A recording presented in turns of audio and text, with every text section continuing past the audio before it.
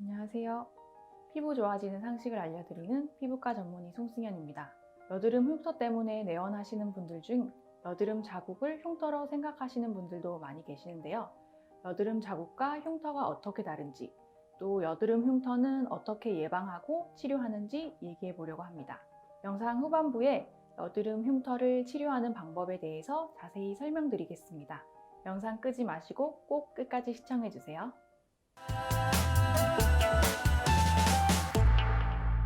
첫 번째, 여드름 자국과 흉터를 감별하는 방법인데요. 여드름 자국은 표면이 패이거나 튀어나오는 것 없이 색깔의 변화만 있는 것을 얘기합니다.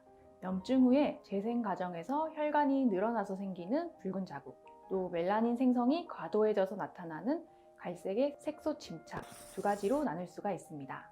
이것들은 그냥 놔둬도 시간이 지나면 저절로 옅어져서 사라지게 됩니다. 여드름 흉터는 움푹 패여있는 위축성 흉터와 살이 튀어 올라온 비유성 흉터 두 가지가 있고, 위축성 흉터는 그 모양에 따라서 박스 모양으로 각지게 패여있는 박스카스카, 그리고 송곳으로 찌른 것 같이 좁고 깊게 패여있는 아이스픽스카, 그리고 넓고 완만하게 패여있는 롤링스카, 이렇게 나뉩니다. 비유성 흉터는 턱이나 흉골, 어깨같이 늘리는 힘이 많이 작용하는 부위에서 붉고 딱딱하게 또 튀어나온 형태로 나타나게 됩니다.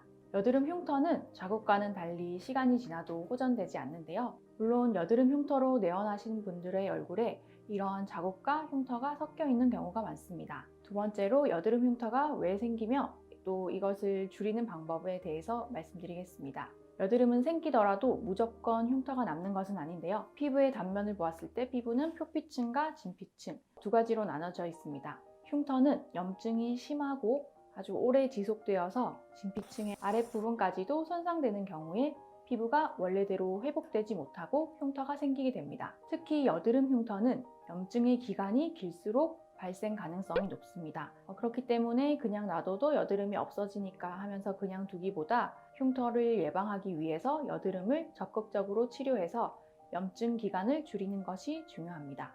다음으로 여드름 흉터는 어떻게 치료하면 될까요? 첫 번째로 위축성 흉터의 치료입니다. 위축성 흉터의 치료 기전은 대부분 상처를 주고 재생되는 과정에서 콜라겐이 생성되도록 해서 패여있는 부분을 메꾸는 것이 주된 원리입니다. 첫 번째로 프락셔널 레이저인데요. 흉터 모공 치료 레이저 하면 프락셀을 많이 떠올리실 겁니다. 레이저를 전체 면적에 쏘는 것이 아니라 부분 프락셔널하게 쏘는 레이저들을 다 프락셔널 레이저라고 하는데요. 이런 프락셔널 레이저 중 가장 유명한 것이 프락셀입니다. 프락셔널 레이저는 진피 내에 미세한 열 손상의 기둥을 만들고 주변에 정상 조직을 남겨둬서 그 정상 조직으로부터 재생이 잘 되도록 하는 레이저인데요. 이러한 과정에서 만들어진 새로운 콜라겐에 의해서 패여있는 흉터가 채워지게 됩니다.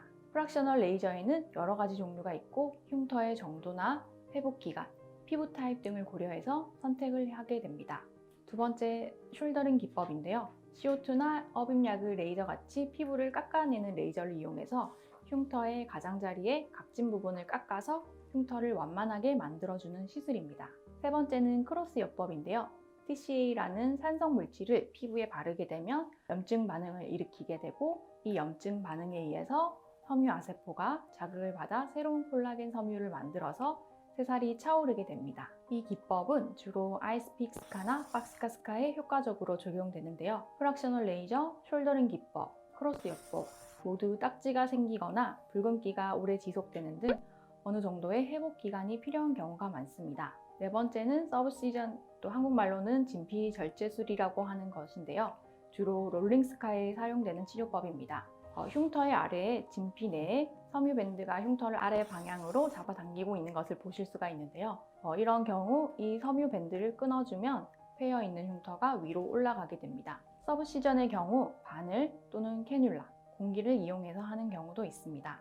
이렇게 서브시전을 하더라도 진피는 서로 다시 달라붙어 버리게 되는데요. 이를 줄이기 위해서 흉터 필러를 주입하기도 합니다. 다섯 번째는 PDLLA 주사 병행인데요. 이 시술은 최근 들어 많이 시행하고 있는 시술인데요. 흉터 부위에 PDLA라는 이 물질을 주사하면 수주간에 걸쳐서 입자가 녹으면서 콜라겐 생성을 유도하기 때문에 패인 부분이 차오르는 것을 도와줄 수 있습니다. 여섯 번째는 재생주사입니다. 위축성 흉터의 치료 원리가 상처를 주고 재생하는 과정을 이용하는 것이기 때문에 재생을 돕는 PN, PDRN, PRP 같은 주사요법을 보조적으로 시행할 수 있습니다. 위축성 흉터는 위와 같은 치료를 조합해서 4에서 6주 간격으로 반복하게 됩니다.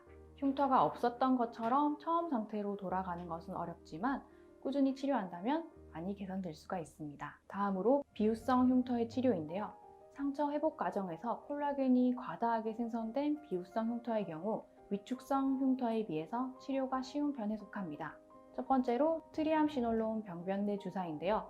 비후성 흉터의 기본적인 치료로 과도하게 형성된 콜라겐을 줄여주는 역할을 합니다. 보통 2-3주 간격으로 튀어나온 부분이 편편해질 때까지 치료하게 됩니다.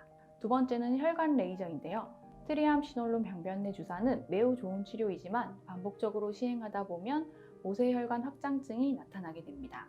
혈관 레이저는 혈관을 파괴하고 새로운 혈관을 억제시켜줘서 염증 물질이나 콜라겐 성장 인자를 줄여서 비후성 흉터 자체를 호전시키는 역할도 하고 트리암시놀론 병변내 주사로 인해 늘어난 모세혈관 확장 또한 예방하고 치료하는 효과가 있습니다. 영상 초반에 여드름 흉터를 위축성 흉터 3가지 형태, 비후성 흉터 이렇게 나눌 수 있다고 말씀드렸는데요. 실제 흉터는 좀 더 다양한 형태를 띠고 있고 한 가지 치료만으로는 호전되기 어렵기 때문에 여러 가지 치료가 복합적으로 이루어져야 합니다.